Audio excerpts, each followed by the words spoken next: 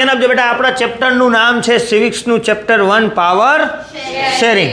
હવે નામમાં જ એવું છે, જુઓ, પાવર શેરિંગ મતલબ પાવર છે એ શું કરવામાં આવે છે? શેર કરવામાં આવે. તો ક્વેશ્ચન મનમાં એ થાય કે સર પાવરને શેર કરી દે તો પાવર તો કેવો થઈ ગયો? વીક. પાવર કેવો થઈ ગયો? વીક. પણ એકચ્યુઅલમાં વીક થાય છે નહીં, સ્ટ્રોંગ થાય છે. રાઈટ. તો આ ચેપ્ટરમાં આપણે એ જાણશું કે પાવર શેરિંગ કરવાથી પાવર કેવો થાય છે? સ્ટ્રોંગ થાય છે. રાઈટ. વીક થતો નથી. બરાબર. ચલો પહેલા ચેપ્ટરનું થોડુંક બ્રીફ ઇન્ટ્રોડક્શન આપી દઉં કે તમે 9th સ્ટાન્ડર્ડમાં ચેપ્ટર વિશે શું ભણ્યા હતા, બરાબર, અને 10thમાં શું ભણશો. બરાબર. પહેલી વાર એસએસ ચાલુ થાય છે, આજથી શરૂઆત થાય છે એસએસની. બરાબર. ચલો રાઈટ. તો ઓવરવ્યૂ જોઈએ આપણે. ઓવરવ્યૂ મતલબ કે લાસ્ટ યર તમે 9th સ્ટાન્ડર્ડમાં ડેમોક્રેસી વિશે શીખાતા, બરાબર. તો સેમ વસ્તુ તમે 10th સ્ટાન્ડર્ડમાં એના જગ્યાએથી કન્ટિન્યુ કરવાની છે. ડેમોક્રેસી જોઈ, પછી એમાં કઈ કઈ વસ્તુ આવે, ઓર્ગન ઓફ ડેમોક્રેસી જોયા હતા, મતલબ ઓર્ગન ઓફ પાર્લામેન્ટ, જ્યુડિશરી ને એક્ઝિક્યુટિવ ને આવું બધું આપણે ભણ્યા હતા, બરાબર. તો with this chapter we resume the tour of democracy. જે આપણે ડેમોક્રેસી વિશે ભણ્યા હતા એના એ વસ્તુ આપણે કન્ટિન્યુ કરવાની છે. રાઈટ. લાસ્ટ યર જે ભણ્યા હતા તો આ ચેપ્ટર અહીંયાથી જ ચાલુ થશે. We noted the last year that democracy all power does not rest with any one organ of the government. મતલબ કે સંપૂર્ણ પાવર, પૂરેપૂરો પાવર કોઈ એક ઓર્ગન પાસે હતો નહીં. ભાઈ નરેન્દ્ર મોદી એમ કહે કે કાલથી ભાઈ હું દેશમાં હિન્દુ રાષ્ટ્ર બનાવી નાખીશ. કેમ ભાઈ કરી શકે? ન બનાવી શકે. બરાબર. કેમ? કેમ કે એની પાસે સંપૂર્ણ પાવર નથી. છે? નથી. એને બધા પાસેથી પરમિશન લેવી પડે. લેજિસ્લેચર વાળાને પૂછવું પડે, રાઈટ. હા, એક્ઝિક્યુટિવને પૂછવું પડે. બધી જગ્યાએ એને પરમિશન લેવી પડે. કોઈ ડિસિઝન એમનેમ કરી શકે નહીં. રાઈટ. તો એટલા માટે ડેમોક્રેસીની અંદર પાવર શું થઈ ગયો છે ભાઈ? ડિવાઈડ થઈ ગયો. કોઈ એક ઓર્ગન પાસે નથી. રાઈટ. કે લેજિસ્લેચર પાસે પૂરેપૂરો પાવર નથી, જ્યુડિશરી પાસે પૂરેપૂરો પાવર નથી, એક્ઝિક્યુટિવ પાસે પૂરેપૂરો પાવર નથી. મતલબ કોઈ પાસે પાવર નથી. પાવર ડિવાઈડ થઈ ગયેલો છે, પાવર શેર થઈ ગયેલો છે. બરાબર. એને પાવર શેરિંગ કહેવાય. ક્લિયર? તો આ ચેપ્ટરમાં આપણે એ જોશું કે in a democracy one single body does not have all the power. એક બોડી પાસે બધોય પાવર નથી. Right. Power is not concentrated. Concentrated મતલબ સીમિત, કોઈ એક જગ્યાએ સીમિત નથી, ડિવાઈડ થઈ ગયેલો છે. એ આપણે આ ચેપ્ટરમાં જોશું. બરાબર. તો એના intelligent sharing of power among legislature, executive અને judiciary is a very important to design a democracy. મતલબ તમારે ડેમોક્રેસી ડિઝાઇન કરવી હોય, રાઈટ, તો એમાં 3 વસ્તુ મેઇન હોવી જોઈએ. જ્યુડિશરી હોવી જોઈએ, જે કોઈ મતલબ લેજિસ્લેચર હોવું જોઈએ, અને એક્ઝિક્યુટિવ હોવી જોઈએ. લેજિસ્લેચરમાં શું થાય? લોસ બનાવવામાં આવે. કોઈ પણ લો હોય તો એ બને કઈ જગ્યાએ બેટા? લેજિસ્લેચરમાં. હવે એ લોને ઇમ્પ્લિમેન્ટ કરાવવાનું કામ કોણ કરે? એક્ઝિક્યુટિવ. હવે એ લોમાં કંઈક પ્રોબ્લેમ છે, લોકોને લો ગમ્યો નહીં, તો એ કમ્પ્લેન ક્યાં કરી શકે? જ્યુડિશરીમાં. રાઈટ. તો એ જ્યુડિશરી પોતાના ડિસિઝનથી લોને હટાવી પણ શકે. તો ત્રણેય પાસે અલગ અલગ પાવર છે. એકને પાવર આપ્યો છે લો બનાવવાનો, એકને પાવર આપ્યો છે એક્ઝિક્યુટ કરવાનો, એકને પાવર આપ્યો છે લોને હટાવી શકે. બરાબર. તો પાવર ડિવાઈડ થઈ ગયેલો છે. ક્લિયર? તો અહીંયા એ જ કીધું છે કે power should be shared wisely અમંગ 3 parts of the government. Right. એક પાવરને ત્રણેય પાર્ટમાંથી અલગ અલગ રીતે ડિવાઈડ કરવામાં આવે. એકને બધો પાવર દઈ દેવામાં આવે નહીં. રાઈટ. જેમ કે લેજિસ્લેચર છે તો લેજિસ્લેચર શું બનાવે બેટા? લોઝ બનાવે. રાઈટ. એક્ઝિક્યુટિવ છે એ લોઝને ઇમ્પ્લિમેન્ટ કરે, અને જ્યુડિશરી છે એ જસ્ટિસ આપે. જસ્ટિસ મતલબ એ લોમાં કાંઈ પ્રોબ્લેમ હોય તો કાંઈક ડિસિઝન લઈએ. માન લો કે કોઈ ગવર્મેન્ટ છે આપણી ઇન્ડિયાની, બરાબર, એને એમ કીધું કે કાલથી બધા હેલ્મેટ ફરજિયાત, જે હેલ્મેટ ન પહેરે એને 1000 રૂપિયા કે 2000 રૂપિયા દેવા પડશે. બરાબર. હવે સિચ્યુએશન શું થઈ? મોરબીની જે એરિયા કાંતિભાઈ અમૃતિયા, એને કહી દીધું કાલથી બધા હેલ્મેટ પહેરીને આવજો. રેડી? તો હવે આ લો બનાવ્યો એને કઈ જગ્યાએ બનાવ્યો? લેજિસ્લેચરમાં લો બની ગયો. બરાબર. હવે એમાં અમુક હોય ને એવા, રાઈટ, માનો કે રુદ્રાક્ષભાઈ છે, આપણા આમાં લિફિયાબેન છે, આવે બાઇક હલાવે ફૂલ સ્પીડમાં, રાઈટ, એટલે હેલ્મેટ પહેર્યા વગર. તો લો તો બની ગયો હેલ્મેટ પહેરવાનો, તો હવે એને ઇમ્પ્લિમેન્ટ કોણ કરાવશે? કાંતિભાઈ અમૃતિયા થોડા રોડ ઉપર આવશે કે હેલ્મેટ પહેરો એમ. એક્ઝિક્યુટિવ, જે આ ટ્રાફિક પોલીસ છે એ બધાને એક્ઝિક્યુટિવ કહેવાય. એ શું કરે? લોને ઇમ્પ્લિમેન્ટ કરે. ના ભાઈ લો છે, તમે પહેરો. હવે પ્રોબ્લેમ શું થયો કે ભાઈ પરાણે આ બેને હેલ્મેટ પહેરાવ્યા, બીજે દી રોડ ઉપર ગયા. રોડમાં બધી જગ્યાએ શું છે? ખાડા. કેમ કે સરકાર કાંઈ કામ કરતી નથી. બરાબર. બધી જગ્યાએ ખાડા છે. તો અલીફિયાબેનનું સ્કૂટર, હવે એને હેલ્મેટ પહેર્યું હતું, ઓલા પરાયણે પહેરાવ્યું હતું, તો હેલ્મેટમાં શું થાય કે થોડુંક આમ આગળ પાછળનું આમાં સીધું ક્લીન દેખાય, પણ આમ જોવા જાય ને તો થોડુંક દેખાય નહીં. હા, ઓપન આઈસમાં તમને ક્લિયર દેખાય બધું, તો એને બાજુવાળો ખાડો દેખાણો નહીં, આમ ટર્ન લેવા ગઈ ભૂ દઈને ગઈ. બરાબર. તો થયું શું ભાઈ? થયું શું? તો આના પપારિયા પાવરફુલ વ્યક્તિ, બરાબર, આખા મોરબીવાળાને ભેગા કર્યા, રાઈટ. એ ગવર્મેન્ટને કીધું પહેલાં રોડ સરખા કરો, પછી જ હેલ્મેટ ફરજિયાત કરો, તમારો લો ચાલશે નહીં. તો મોરબીવાળાએ વિરોધ કર્યો, ગયા બધાએ જ્યુડિશરીમાં કમ્પ્લેન કરવામાં. જ્યુડિશરીએ ડિસિઝન લીધું, હા ભાઈ પહેલાં રોડ રસ્તા વ્યવસ્થિત કરો, પછી લો લાગુ કરો. તો એ લોને કેન્સલ પણ કોણ કરી શક્યું? જ્યુડિશરી. મતલબ પાવર જે છે એ ખાલી લેજિસ્લેચર પાસે નથી, એક્ઝિક્યુટિવ પાસે નથી, અને જ્યુડિશરી બધાય પાસે પોતપોતાનો અલગ અલગ પાવર છે. તો અહીંયા એ જ વસ્તુ કીધી છે કે લેજિસ્લેચરમાં લો બનાવવામાં આવે, એક્ઝિક્યુટિવ એને ઇમ્પ્લિમેન્ટ કરે, અને જ્યુડિશરી એને જસ્ટિસ. સમજાણું? અને આ ચેપ્ટરમાં અને આગલા 2 ચેપ્ટરમાં આપણે પાવર શેરિંગના જે આઈડિયાઝ છે એના વિશે સ્ટડી કરશું કે પાવર શેરિંગ શું છે. બરાબર. તો આપણે સ્ટાર્ટ કરશું આ ચેપ્ટર 2 કન્ટ્રીથી. પહેલા કન્ટ્રીનું નામ છે બેલ્જિયમ, અને બીજું છે હનુમાન દાદાએ સળગાવેલી લંકા.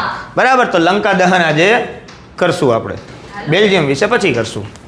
ચલો, તો આપણે આ ચેપ્ટરમાં જોશું રિયલ લાઈફ એક્ઝામ્પલ કે બેલ્જિયમમાં શું થયું હતું, શ્રીલંકામાં શું થયું હતું, એ તમને આ ચેપ્ટરમાં જણાવીશ. જો ભાઈ હજી મૂવી ચાલુ નથી થયું, મૂવીમાં તમને ઓલું ટ્રેઝર હાલે છે, રાઈટ, કે તમને આ મતલબ મૂવીમાં શું શું આગળ હશે, ઇન્ટરવલ પછી સ્ટોરી શું હશે, ઇન્ટરવલ પહેલાંની સ્ટોરી શું હશે. તો એક ઓવરવ્યૂ આપું છું કે આ ચેપ્ટરમાં આપણે શું સ્ટડી કરશું, પછી ચેપ્ટર સ્ટાર્ટ કરીશ. ઓકે. તો ઓવરવ્યુમાં એવું છે કે પહેલાં આપણે બેલ્જિયમ વિશે જોશું. બેલ્જિયમ એક કન્ટ્રી છે ને, એક આવડું છે નાનકડું કન્ટ્રી છે, રાઈટ. એનું કેપિટલ છે બ્રસેલ્સ. બેલ્જિયમનું કેપિટલ શું છે? બ્રસેલ્સ. બરાબર. બધા વિશે આપણે ડિટેલમાં જોશું. બીજું છે લંકા, આપણું પાડોશી, બધાને ખબર છે લંકા વિશે છે ને, લંકા દહન કરી હતી. એના 2 કેપિટલ છે ભાઈ, રાઈટ, કે એક એક્ઝિક્યુટિવ અને જ્યુડિશિયલ કેપિટલ એનું કોલંબોમાં છે. કઈ જગ્યા છે? કોલંબો. જે કોલંબો સિટી છે એનું ત્યાં એક્ઝિક્યુટિવ અને જ્યુડિશિયલ કેપિટલ છે. અને બીજું લેજિસ્લેટિવ કેપિટલ એનું જયવર્ધનેપુરા કોટેમાં છે. કઈ જગ્યાએ? જયવર્ધનાપુરા કોટે. ભાઈ મહિલા જયવર્ધના નામનો એક ક્રિકેટર હતો, કોઈને ખબર જ? ક્રિકેટનો ભાઈ 2011નો વર્લ્ડ કપ, રાઈટ, કે જ્યારે ઇન્ડિયા વર્સિસ શ્રીલંકા ફાઇનલમાં આવ્યું હતું ત્યારે એક જ વ્યક્તિ હતો મહિલા જયવર્ધના, જેને ઇન્ડિયાને ભી પાડી દીધી હતી ભાઈ, રાઈટ. બધા માણસોની બોલતી બંધ થઈ ગઈ હતી, અને એ વર્લ્ડ કપમાં જો ટક્કર દીધી હોય તો એ જયવર્ધનાના લીધે ટક્કર આવી હતી. બરાબર. તો એના નામ ઉપરથી પડ્યું નથી, પણ એનું કેપિટલ એ છે કે શ્રી જયવર્ધનેપુરા કોટે, એક જગ્યાનું નામ છે, એ એનું લેજિસ્લેટિવ કેપિટલ છે. સમજાણું? તો ચલો આ ચેપ્ટરમાં આપણે 2 કન્ટ્રી વિશે શીખવાના છીએ. પહેલું બેલ્જિયમ, જેનું કેપિટલ શું છે? બ્રુસેલ્સ. બીજું લંકા, એના કેટલા કેપિટલ છે? 2. લેજિસ્લેટિવ કેપિટલ એનું જયવર્ધનેપુરા કોટે છે, અને એક્ઝિક્યુટિવ અને જ્યુડિશિયલ કેપિટલ કોલંબો. ભાઈ આ વસ્તુ તમારી બુકમાં લખેલી નથી, બરાબર, કે એના કેપિટલ શું છે, પણ આપણે બધી વસ્તુ ડિટેલમાં શીખવાની છે, એટલે મેં તમને લખીને દીધી. બરાબર. ચલો, this country help us to understand the power sharing. તો આ કન્ટ્રીના એક્ઝામ્પલ ઉપરથી આપણે સમજશું કે પાવર શેરિંગ શું છે. આપણે બેલ્જિયમ વિશે જોવાના છીએ. તો તમને એ બતાવી દઉં બેલ્જિયમ વર્લ્ડ મેપમાં કઈ જગ્યાએ આવે. માની લો કે વર્લ્ડ મેપ છે ભાઈ, છે, તો વર્લ્ડ મેપમાં જે બેલ્જિયમ છે, રાઈટ, એ આવડું જ છે, જોવાઈ રહ્યું. અહીંયા બેલ્જિયમ આવે. ક્યાં આવે? અહીંયા. બરાબર. તો ભાઈ જે કન્ટ્રી વિશે શીખવાના હોય ને, તો એના પાડોશી વિશેની પંચાયત આપણને ખબર હોવી જોઈએ, કેમ કે આપણે ગુજરાતી, આજુ પાસ में क्या हो रहा है वो सब हमको मालूम होना चाहिए, राइट. तो बेल्जियम है भाई, तो बेल्जियमના પાડોશી દેશ કયા કયા છે એ જોવો પહેલા. જો કામ આવશે તમને, પાડોશી દેશ જોશો ને તમને કામ આવશે. જો બેલ્જિયમની તમે આ બાજુ જોવો, કયું કન્ટ્રી છે? જર્મની. આ બાજુ જોવો, કયું કન્ટ્રી છે? ફ્રાન્સ. બરાબર. એના નીચે જોવો, કયું છે? લક્ઝેમ્બર્ગ. હવે ઉપરનું કન્ટ્રી આપ્યું નથી, પણ અહીંયા નેધરલેન્ડ છે. કયું છે ભાઈ? નીધરલેન્ડ. બરાબર. નીધરલેન્ડ એની નોર્થ બાજુ આવે, બરાબર, અને આ થઈ એની ઈસ્ટ બાજુ જર્મની થઈ, રાઈટ. આ એનું થયું સાઉથ વેસ્ટ બાજુ ફ્રાન્સ આવે, ને એની સાઉથમાં અહીંયા લક્ઝેમ્બર્ગ. તો આ એના પાડોશી દેશ છે. સમજાણું? કે પાડોશી કન્ટ્રી. આપણા પાડોશી તો બધા ખદડા. આ બાજુ જોવા જાય તો પાકિસ્તાન, આ બાજુ જોવા જાય તો બાંગ્લાદેશ, ચાઇના તો સમજ્યા કે ડેવલપ ડે, પણ આપણે બહુ હળી નથી કરતું, 1-2 વાર કરી છે, બરાબર. ત્યાં આપણે ભીહે પડી ગઈ છે. રાઈટ. એટલે હે બધાય ફૂલ બાકા ચીકીવાળા, ક્યારે પરમાણુ બોમ્બ નાખી દે ખબર પડે નહીં. બરાબર. ચલો, તો આના પાડોશી દેશ આ બધા છે. રેડી? બેલ્જિયમ છે, અહીંયા ફ્રાન્સ છે, અહીંયા જર્મની છે, અહીંયા લક્ઝમબર્ગ છે, ઉપર નીધરલેન્ડ. સમજાઈ ગયું? તો શ્રીલંકા ક્યાં આવે ભાઈ? તો ઇન્ડિયા નીચે આખા ગામે જોયું છે શ્રીલંકા ભાઈ, જોયું ને? અરે આવડા હનુમાનજી દહન કરીને આવ્યા હતા, રાઈટ? હનુમાનજી આખી લંકાને હળગાવીને આવ્યા હતા. જય બોલો હનુમાન કી. રાઈટ? તો શ્રીલંકા હે ભાઈ, એનું કેપિટલ કયું છે? કોલંબો. કયું છે? કોલંબો, જે શ્રીલંકાનું કેપિટલ છે. ક્લિયર? આ સમજાઈ ગયું તમને? બેલ્જિયમ ક્યાં આવે અને શ્રીલંકા ક્યાં આવે? ખબર પડી ગઈ? બરાબર. એનું શ્રીલંકાનું કેપિટલ કોલંબો, લેજિસ્લેટિવ કેપિટલ જયવર્ધનેપુરા કોટે. બરાબર. અને આ હતું ભાઈ બેલ્જિયમ, તો બેલ્જિયમનું કેપિટલ બ્રસેલ્સ. બરાબર. જે અહીંયા મેં મેન્શન નથી કર્યું, અહીંયા મેન્શન કરેલું છે બ્રુગેસ એવું કંઈક છે ભાઈ, રાઈટ? નહીં, સાચો જ છે, પણ આ એનું એક ઇમ્પોર્ટન્ટ શહેર છે બેલ્જિયમનું, જ્યાં આની ચોકલેટ બહુ ફેમસ છે, રાઈટ? બેલ્જિયમની ચોકલેટ બહુ મસ્ત છે. આ સિટીમાં તમને સારામાં સારી ચોકલેટ જોવા મળે. તો એનું ઇમ્પોર્ટન્ટ, જેમ કે આપણું ઇન્ડિયા છે, તો ઇન્ડિયાનું આપણું કેપિટલ શું છે? દિલ્હી. પણ ઇન્ડિયાનું મેઇન સિટી કયું છે? મુંબઈ. એવી જ રીતે બેલ્જિયમનું મેઇન સિટી છે આ. બરાબર. બ્રસેલ્સ એની કેપિટલ છે, એની રાજધાની છે. ચલો ડિટેલમાં જોઈએ આપણે. આ મૂવી હજી ચાલુ નથી થયું બેટા. ઓવરવ્યુ ટ્રેઝર હાલે. હા, નહીં થાય ભાઈ. આ મજા આવે તો જ ભણવાની. બરાબર. ટ્રેલર થોડુંક મોટું હોય ને તો વધારે રસ પડે શું હશે મૂવી. ચલો, તો બોથ ધી સ્ટોરી, તો આ બે સ્ટોરી છે શ્રીલંકા અને બેલ્જિયમની. બંને સ્ટોરી આપણે જોવાના છે કે કેવી રીતે ત્યાં ડેમોક્રેસી છે એ હતી, કેવી રીતે એ લોકોએ મતલબ ત્યાં પ્રોબ્લેમ્સ હતા, શું કોન્ફ્લિક્ટ થયા હતા, કઈ રીતે એ લોકો હેન્ડલ કર્યું, એના વિશે આપણે ડિટેલમાં જોશું. રાઈટ? તો એ સ્ટોરીનું અમુક કન્ક્લુઝન પણ શું આવ્યું હતું કે બંને સ્ટોરી આપણે જોયા પછી પાવર જે છે એ કઈ રીતે શેર કરવામાં આવ્યો હતો કે શું હતું, એ બધું આ ચેપ્ટરમાં આપણે સ્ટડી કરશું. આ ચેપ્ટરને એના પછીના જે ચેપ્ટર છે, 2 ચેપ્ટર સિવિક્સના, બંને ચેપ્ટરમાં તમે પાવર શેરિંગ ડિટેલમાં ભણશો. હા, ચલો, સમજાઈ ગયું તમને? તો ચલો હવે આપણે જોઈએ કે what are V going to study in this chapter. તમને મેં ઇવેન્ટ આરે કનેક્ટ કર્યા, બરાબર? પહેલાં કે ભાઈ ડેમોક્રેસી એટલે શું હતું અને એમાં પાવર એટલે શું, પાવર શેરિંગ એટલે શું, ચેપ્ટરમાં કયા દેશ વિશે શીખવાના છે? તો શ્રીલંકા અને બેલ્જિયમ. બરાબર. તો what are V going to study in this chapter? Belgium and Sri Lanka. આપણે બેલ્જિયમ અને શ્રીલંકા વિશે સ્ટડી કરશું. બરાબર. શ્રીલંકાની અંદર મેજોરિટેરિયનિઝમ, રાઈટ? હવે એનો મતલબ શું? મેજોરિટેરિયનિઝમ, મેજોરિટી. Very good. નામમાં જ આવ્યું ભાઈ, મેજોરિટી. તો શ્રીલંકામાં કઈ કોમ્યુનિટી મેજોરિટી હતી? તો એ માઇનોરિટી આરે કઈ રીતે ડોમિનન્સ કરતી? બરાબર. એના વિશે આપણે સ્ટડી કરશું. પણ આપણે આજે આ નહીં જોઈ, આપણે આ એક ટોપિક આજે પતાવી દેશું. એકોમોડેશન જોશું, રાઈટ? બધું સમજાવીશ ભાઈ, રાઈટ? બેલ્જિયમમાં કઈ રીતે એ લોકોએ પોતાની લાઈફ સેટલ કરી અને અહીંયા એડમિનિસ્ટ્રેશન કઈ રીતનું હતું, રાઈટ? કોન્ફ્લિક્ટને રિઝોલ્વ કઈ રીતે કર્યા, એના વિશે સ્ટડી કરશું. એના પછી why power sharing is desirable. Power sharing શું કામ સારી વસ્તુ છે એ પણ આપણે જોશું. બીજું જોશું form of power sharing, right? તો અહીંયા નંબર પડી ગયા, મતલબ ઓલા જે નંબર્સ આવે ને, ડાયરેક્ટર કોણ છે, પ્રોડ્યુસર કોણ છે, એ બધી આપને ખબર પડી ગઈ કે મૂવીમાં શું હશે. તમને ખબર પડી ગઈ મૂવીમાં શું હશે? શ્રીલંકા અને બેલ્જિયમની સ્ટોરી હશે કંઈક. ખબર પડી ગઈ ને આટલી? તો શું સ્ટોરી હશે ચાલો જોઈએ. બરાબર. આપણે બેલ્જિયમ વિશે ભણીએ. હા, મૂવી સ્ટાર્ટ થઈ ગયું. બરાબર. તો મૂવીમાં ઇમેજિન કરો કે એક એવો સીન છે, આમ મતલબ રસ્તા ચોખ્ખા છે અને બધી ગાડીઓ છે ને કોઈ રસ્તામાં ચાલતા પિચકારી બોલાવતા નથી, આપણા કન્ટ્રીની જેમ વ્યવસ્થિત રીતે ચાલે છે. તો કન્ટ્રી છે વિદેશનું, કયું છે? બેલ્જિયમ. કયું કન્ટ્રી છે? બેલ્જિયમ. તો ચલો આપણે બેલ્જિયમમાં જઈએ. તો બેલ્જિયમ એક યુરોપનું કન્ટ્રી છે, યુરોપિયન કન્ટ્રી છે. કેવું છે? યુરોપિયન. અને એક નાનું કન્ટ્રી છે, આવડીક સાઇઝનું છે. બરાબર. અને એ ભાઈ આપણું જે હરિયાણા સ્ટેટ રહ્યું ને, હરિયાણા, એનાથી પણ નાનું છે. ખાલી આપણા એક સ્ટેટથી નાનું કન્ટ્રી છે. આપણે અહીંયા જોયું ને બેટા, રાઈટ? તો જો નહીં, આ જે બેલ્જિયમ રહ્યું બેટા, રાઈટ? તો આ હરિયાણાથી પણ નાની સાઇઝનું કન્ટ્રી છે. એના બધા પાડોશી દેશો, રાઈટ? અહીંયા ફ્રાન્સ છે, જર્મની છે, ઉપર નીધરલેન્ડ છે, લક્ઝમબર્ગ છે, આ બધા એના કેવા છે? પાડોશી કન્ટ્રી, નેઇબરિંગ કન્ટ્રી છે ને. હા ભાઈ, ચલો તો Belgium is the smallest country, મતલબ સ્મોલર કન્ટ્રી ઇન ધ યુરોપની અંદર એ એક નાનું કન્ટ્રી છે, right. The smaller area than the state of Haryana. આપણું ઇન્ડિયાનું જે હરિયાણા છે એનાથી પણ એક નાનકડું સ્ટેટ છે, બરાબર. The size is even smaller than Haryana. ઇન્ડિયામાં આવ્યું છે, જે મેં તમને કીધું.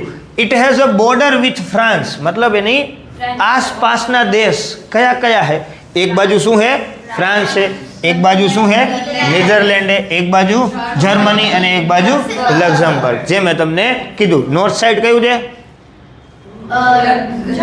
નેધરલેન્ડ, બરાબર. આ બાજુ ઈસ્ટ સાઈડ જર્મની, રાઈટ. પછી એમ નીચે સાઉથ સાઈડ લક્ઝમબર્ગ, પછી સાઉથ વેસ્ટ બાજુ ફ્રાન્સ. આ બધા કન્ટ્રી એની આસપાસના છે, બરાબર, પાડોશી. સમજાઈ ગયું બેટા? જો હું હાલતા પૂછીશ, ધ્યાન આપજો આમાં. રેડી? તો ફ્રાન્સ, નીધરલેન્ડ, જર્મની અને લક્ઝમબર્ગ, આ 4 કન્ટ્રી એની આસપાસના છે, મતલબ એની બોર્ડર એ 4 કન્ટ્રીની આસપાસ શેર થાય છે. It has a population of little over 1 crore. 1 crore જેટલી પોપ્યુલેશન છે ભાઈ, રાઈટ. કેટલી? 1 કરોડ, જે આપણા હરિયાણાથી પણ ઓછી છે, બરાબર. હરિયાણાની, હા, it is about the half of the population of Haryana. ભાઈ હરિયાણાની જેટલી પોપ્યુલેશન છે એનાથી અડધી પોપ્યુલેશન કોની છે? બેલ્જિયમના લોકોની, રાઈટ. અને હરિયાણા સ્ટેટ વિશે તો સાંભળ્યું ને ભાઈ, રાઈટ. બોર્ડરમાં જવાવાળા કે ઓલિમ્પિકમાં જવાવાળા બધાય હરિયાણવી જ હોય છે.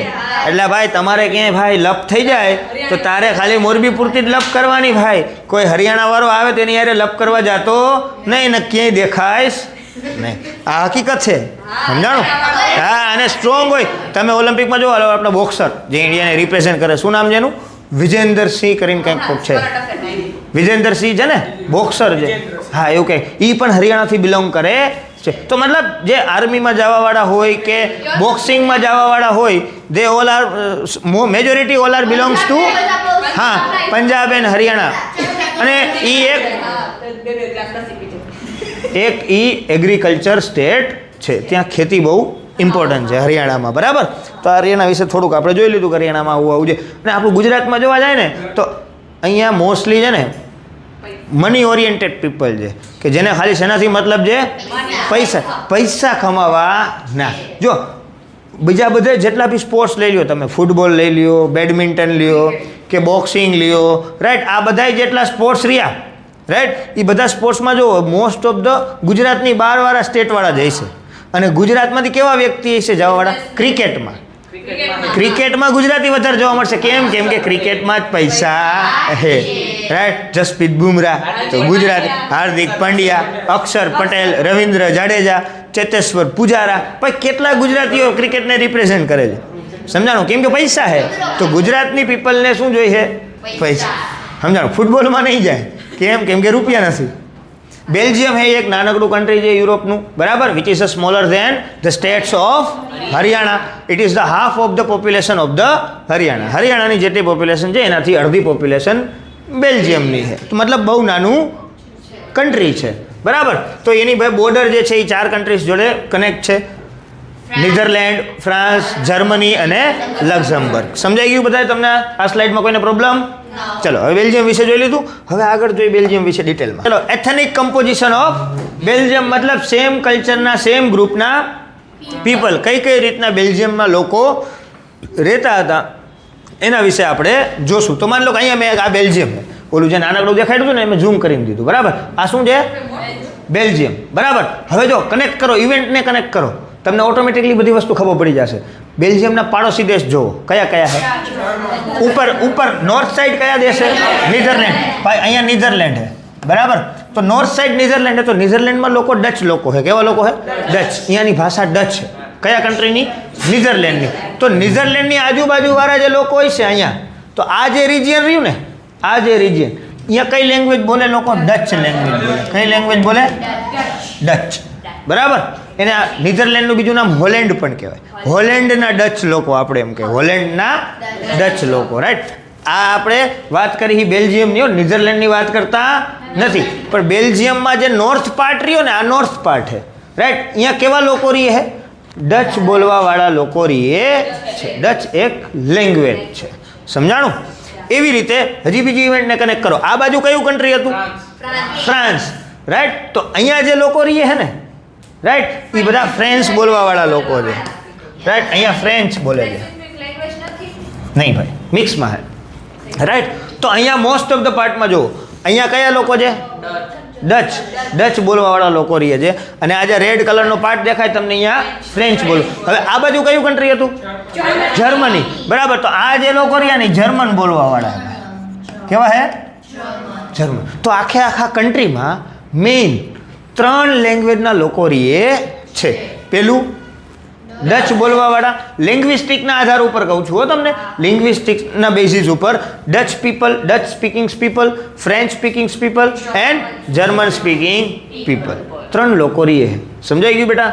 કેવો કેટલા પર્સન્ટેજમાં હે એ જોઈએ આપણે. તો જે ડચ લોકો રહ્યા ને ભાઈ, રાઈટ, એ 59% હે. કેટલા હે? 59%. 100માંથી 59% તો ડચ જ છે. કેટલા? 59 ડચ પીપલ, બરાબર. ડચ નહીં, ડચ, રાઈટ. હવે જો સાંભળો બેટા, આ જે રિજિયન રહ્યું ને, આ જે રિજિયન યલો કલર વાળું, રાઈટ, એને ફ્લેમિશ રિજિયન કહેવાય. શું કહેવાય? ફ્લેમિશ રિજિયન, બરાબર. તો ફ્લેમિશ રિજિયનમાં તમને કયા લોકો જોવા મળે? ડચ લોકો. કેટલા પર્સન્ટેજ? 59%. આ રિજિયનને કયું રિજિયન કહેવાય? Flemish region. કયું રિજિયન? ફ્લેમિશ. કયું રિજિયન? ફ્લેમિશ. ફ્લેમિશમાં કયા લોકો રહીએ? ડચ. સમજાણું? કેટલા પર્સન્ટેજ ડચ લોકો છે? 59. સમજાઈ ગયું બધાને? ચાલો, રાઈટ. તો 59% live in a Flemish region and speaks Dutch. કઈ લેંગ્વેજ બોલે? ડચ લેંગ્વેજ બોલે. આ બધા મેજોરિટી પીપલ છે. આખા કન્ટ્રીમાં મેજોરિટી કોની છે? ડચની. કેમ કે 59 છે, મોર દેન હાફ. તો જે મોર દેન હાફ હોય તો એ મેજોરિટી જ હોય ને. બાકી બધા કેટલામાં હોય? 41%ની અંદર હોય. 59 તો હાથ થઈ ગયા ને, તો બાકી બધા કેટલા વધ્યા? 41. પણ 41માં, રાઈટ, 41માં 40% વેલોનિયા રિજિયનમાં રહી. આ જે રિજિયન હે કયું હે? વેલોનિયા રિજિયન. કયું રિજિયન હે? વેલોનિયા. વેલોનિયામાં કેવા લોકો બોલે? ફ્રેન્ચ બોલે ભાઈ. કઈ ભાષા બોલે? ફ્રેન્ચ. હા, ફ્રેન્ચ. ઇંગ્લિશ બોલતા ફ્રેન્ચ બોલે. Which language? French. Okay. Right. So 40% people live in a Wallonia region. બરાબર. They speak French. સમજાઈ ગયું? રેડી? હવે બાકી કોણ વધ્યું? જર્મન. કેટલામાં? 1% people. બરાબર. 1% ટોટલ જર્મન બોલવાવાળા લોકો રહે છે. Very small group speak German. તો આ હતું એથેનિક કમ્પોઝિશન ઓફ બેલ્જિયમ. સમજાણું? હવે એક આ નાનકડું રીવી શું છે ગલુડિયા જેવું, આવું થવું જોઈએ ને ભાઈ, રાઈટ. તો આ એનું કેપિટલ સિટી છે. શું છે? કેપિટલ. એનું નામ છે બ્રસેલ્સ. શું છે ભાઈ? બ્રસેલ્સ. આખા કન્ટ્રીમાં મેજોરિટી કોની છે? ડચની. કેટલી? 59%. પણ આ જે રહ્યું ને, આ જે સિટી, એ કેમાં આવે છે? કયા રિજિયનમાં? રિજિયન ફ્લેમિશ રિજિયનમાં આવે છે ને, રાઈટ. અને ફ્લેમિશ રિજિયનમાં કોની મેજોરિટી છે? ડચની. કોની મેજોરિટી છે? ડચની. જો કે કન્ટ્રીમાં ડચની જ મેજોરિટી છે, એ લોકો વધારે છે. પણ આ એનું કેપિટલ સિટી છે. આ શું છે? RUE એનું કેપિટલ સિટી, બરાબર. હવે કેપિટલ સિટીની અંદર 20% જ ડચ બોલવાવાળા. કેટલા? 20. અને 80% પીપલ, 80% પીપલ ફ્રેન્ચ બોલે. અને અહીંયાના જે પીપલ રહ્યા ને ફ્રેન્ચ બોલવાવાળા, એ બધા રીચ અને પાવરફુલ, પૈસાવાળા, રાઈટ. હા, બધા કચ્છી માળું છે જેઠાલાલની જેમ, બરાબર. તો બ્રસેલ્સની અંદર શું છે ભાઈ કે 80% પીપલ ફ્રેન્ચ બોલે છે અને 20% પીપલ ડચ બોલે, બરાબર. ઊંધું છે. આખા કન્ટ્રીમાં ડચવાળા વધારે છે, ફ્રેન્ચવાળા ઓછા છે. પણ બ્રસેલ્સની અંદર ફ્રેન્ચ બોલવાવાળા વધારે છે અને ડચ બોલવાવાળા ઓછા. મતલબ આ જે રિજિયન રહ્યું એનું કેપિટલ રિજિયન, એમાં મેજોરિટી કોની છે? ફ્રેન્ચની. માઇનોરિટી કોણ છે? ડચ. આખા કન્ટ્રીમાં મેજોરિટી કોણ છે? ડચની. માઇનોરિટી કોણ છે? જર્મન અને ફ્રેન્ચ. ફ્રેન્ચ એ માઇનોરિટી જ કહેવાય ને. માઇનોરિટીનો મતલબ શું? જે નાના ઓછા હોય એ માઇનોર, જે મેજોરિટી સિવાયના બધા રહ્યા એ માઇનોરિટીમાં જ ગણાય, બરાબર. સમજાણું? ચલો આગળ ડિટેલમાં જોઈએ. But right, in Brussels 80% speak French. જે મેં તમને હમણાં કીધું કે બ્રસેલ્સની અંદર 80% લોકો કેવા છે? ફ્રેન્ચ બોલે, બરાબર. અને 20% સ્પીક ડચ. 20% કેવા છે? ડચ, બરાબર. આની અંદર ક્લિયર? સમજાણું? સો આનું કેપિટલ સિટી છે બ્રસેલ્સ, બરાબર. આ એક સ્પેશિયલ કેસ છે કેમ કે આખા કન્ટ્રીમાં મેજોરિટી કેની છે? ડચની. પણ બ્રસેલ્સની અંદર મેજોરિટી કેની છે? ફ્રેન્ચની, બરાબર. Even though Dutch are majority in the country, Brussels has a French majority. હવે હા હા મને ખબર છે. ચલો હવે સિચ્યુએશન એવી છે કે માની લો કે બેલ્જિયમની અંદર મને કહો કે કઈ કઈ જગ્યાએ પ્રોબ્લેમ થવાના ચાન્સીસ થાય, બરાબર.